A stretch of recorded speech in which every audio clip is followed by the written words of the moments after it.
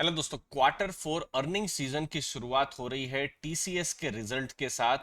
Meeting होने वाली है अप्रैल 12 को, जहां पर बोर्ड ऑफ डायरेक्टर्स बैठेंगे और ऑडिटेड रिजल्ट आएगा फाइनेंशियल ईयर 2020-21 का। बहुत ही इंपॉर्टेंट डेट रहेगी। टीसीएस सबसे पहली कंपनी है जो कि ये रिजल्ट लेकर आ रही है और हम यहाँ पर फाइनल डिविडेंड का भी एक्सपेक्टेशन रख सकते हैं। कॉन्सिस्टेंट डिविडेंड पेइंग कंपनी है और अभी नवंबर के महीने में ये बाईबैक का भी इन्होंने अनाउंसमेंट किया था। 3000 रुपीज का हम देख सकते हैं उस समय में बाईबैक आया था। तो इन्वेस्टर्स को रिवार्ड करती है टीसीएस बाईबैक के जरिए और डिविडेंड के जरिए भी करती है दोस्तों। अब यहां पर इंपॉर्टेंट चीज है कि ये जो रिजल्ट आने वाले हैं अप्रैल 12 को, तो क्या एक्सपेक्टेशन रखी जा सकती है, तो उसको जरा सा समझ लेते हैं। दोस्तों देखिए, टीसीएस मार्केट लीडर है आईटी स्पेस में। अगर आप मार्केट कैप, अगर आप भारत की बात करें तो सबसे बड़ी कंपनी मार्केट कैप के हिसाब से रिलायंस है और उसके बाद 2 नंबर में आती है टीसीएस कंपनी।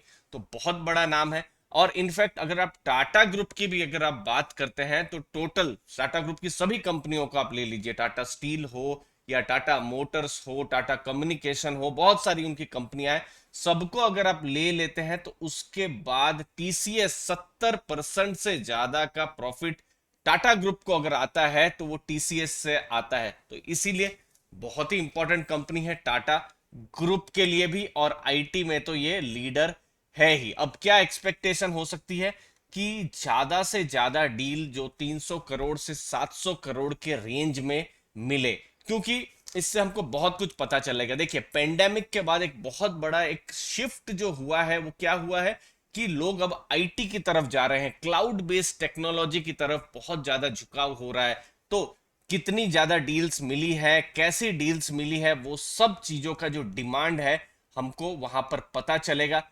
उसके अलावा हमको क्या पता चलेगा, सेक्टर्स में क्या आउटलुक है, मैं आपको थोड़ी देर में बताने वाला हूं कि जो अलग अलग सेक्टर्स हैं वहां पर क्या चल रहा है, किस हिसाब से इनको प्रोजेक्ट्स मिलते रहते हैं, तो वो हम देखेंगे। देखिए, मैन्युफैक्चरिंग सेक्टर है, कम्युनिकेशन सेक्टर है, तो क्या इनको प्रोजेक्ट्स मिले हैं, कौन सी ज्योग्राफीज में मिले हैं।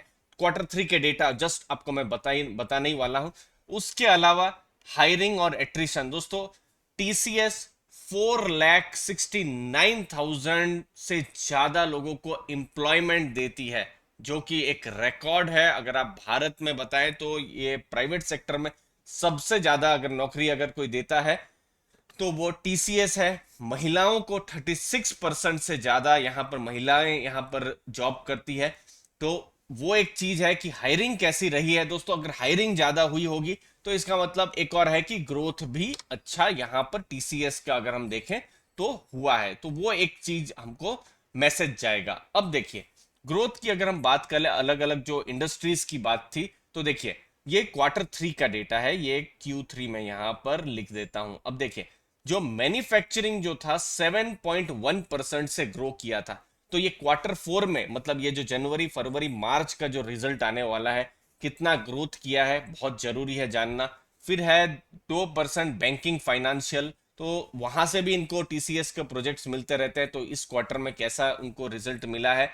हेल्थ केयर लाइफ साइंसेस बहुत ज्यादा फोकस में 2020 में रहा है। तो अभी जो रिजल्ट आया है, जो या आएगा 2021 में, तो कैसा यहाँ पर हेल्थ लाइफ साइंसेस में किस हिसाब से इनको प्रोजेक्ट्स मिले हैं।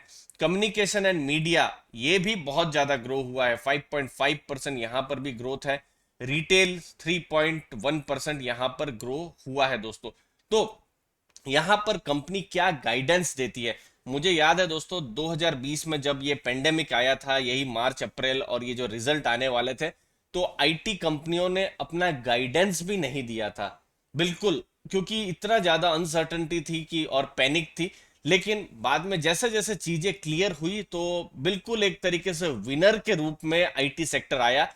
और आप अगर डेटा देखें, हम डेटा पर बहुत ज्यादा रिसर्च करते हैं, अगर 2020 में अगर किसी सेक्टोरल म्यूचुअल फंड ने बहुत अच्छा रिटर्न दिया है तो वो आईटी के जो सेक्टर थे, जो टेक्नोलॉजी के जो रिलेटेड जो जो फंड्स थे, उन्होंने सबसे ज्यादा रिटर्न दिया था। तो एक तरीके से ग्रेजुअल शिफ्ट आ रहा है आईटी कंपनियों की तरफ, और ये पेंडेमिक के कारण ये क्या परमानेंट शिफ्ट है या नहीं, ये भी हमको पता चलेगा।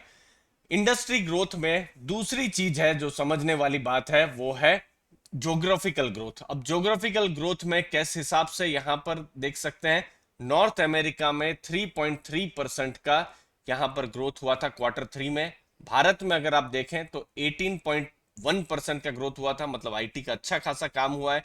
यूके में भी ग्रोथ हुआ था, यूनाइटेड किंगडम 4.5%। बाकी जो यूरोप की कंट्रीज हैं 2.5% का ग्रोथ हुआ था। एशिया पैसिफिक है, फिर लैटिन कंट्रीज जो है वहां पर भी ग्रोथ हुआ था।